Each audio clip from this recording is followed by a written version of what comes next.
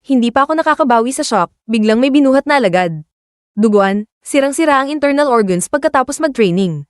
Walang-wala kaming gamot o pill sa sekta. Sabi ng utak ko, ito na. Ito na ang pagkakataon ko. Kung hindi sila napatay ng manual ko, papatayin ko sila sa toxic na pills.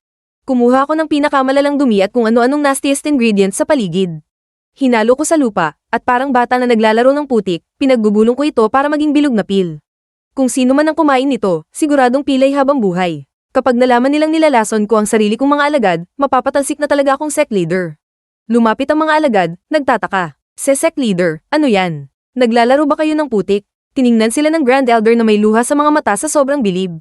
Huwag kayong bastos. Ang pinakasimpleng paraan ang siyang pinakamahusay. Back to basics. Ginagaya ng sect leader si Shenlong para gawin ng legendary supreme elixir. Putya, parang awan nyo na, putik lang talaga to. Bakit ayaw nyo akong paalisin sa sektang to?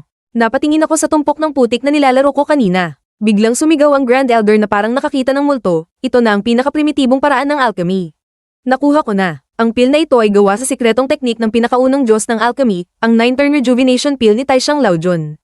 Ha, sino raw? Sino si Taishang Laojun? Masarap ba yon? Nagtataka ang mga alagad, pero ang utak ng Grand Elder ay tuluyan ng tuliro sa bilib. Sabi niya, ang putik ko raw ay naglalaman ng kapangyarihan ng langit at lupa na nagbibigay ng buhay na walang hanggan. Sige, dilaan mo yan, sabi ko sa alagad kong dugo-duguan. Ang plano ko talaga, kung hindi man siya mamatay sa lason, siguradong may i-stock siya sa banyo ng 3 araw dahil sa matinding pagdudumi hanggang sa mamatay siya sa pagod. Pag nangyari yun, kumpirmadong sisibakin ako bilang sect leader. Subalit, pagkalunok ng alagad sa putik,